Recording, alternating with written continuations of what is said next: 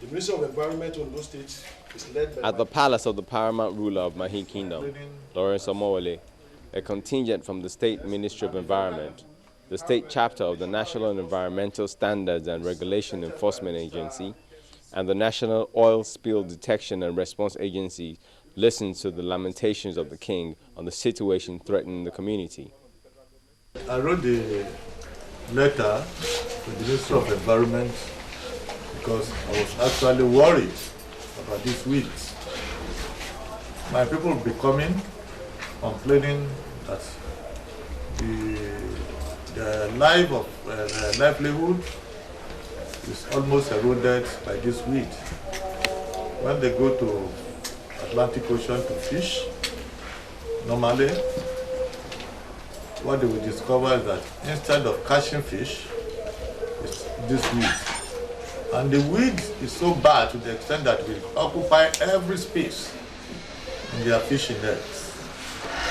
They will manage to pull the fishing net inside the boat, bring it to the shore, try a whole day or 2 days to remove it. In the process of the removal, if one seed breaks out of this seed, it goes inside the eye, for almost 5 or 6 days, they will not see. It will remain bland, at least for some time, if not a permanent one. It is that one that actually touched me. We've not seen this kind of weed or seed in this environment. I've never seen it in my life. I've never heard of it. Over 100 communities in the Mahi Kingdom are affected by the plague of the toxic weed, and since it was first noticed in 2010, many fishermen have been rendered jobless. And the numbers are growing every day. On an expedition to assess a few communities affected by the problem, the crew docks at Selua, where the fishermen present the weed in a polythene bag, explaining in their local dialect how it usually blossoms into a greenish-orange flower, but becomes brown once it withers. Here, fishing nets and boat engines are destroyed by the weeds. In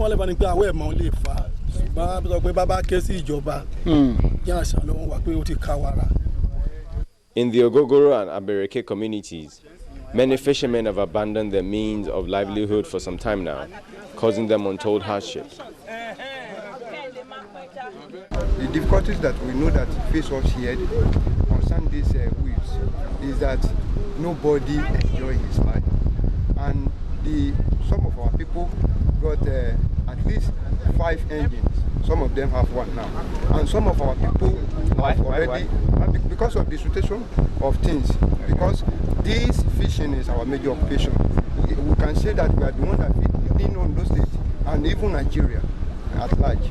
So because of that now, some of our people now, the rest of our people have left here down to another part of Nigeria for safety.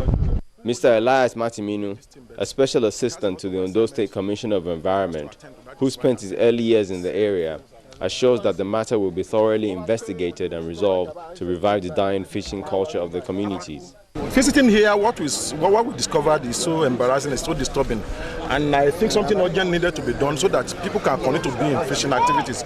One, you can see their fishing materials that they have been all be destroyed.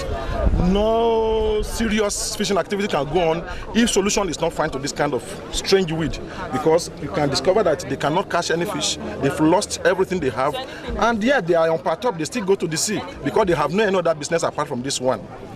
Unless an immediate solution to the danger posed by this toxic weed is found, these communities in the Mahi Kingdom in Ondo State may be forced to devise other means of survival.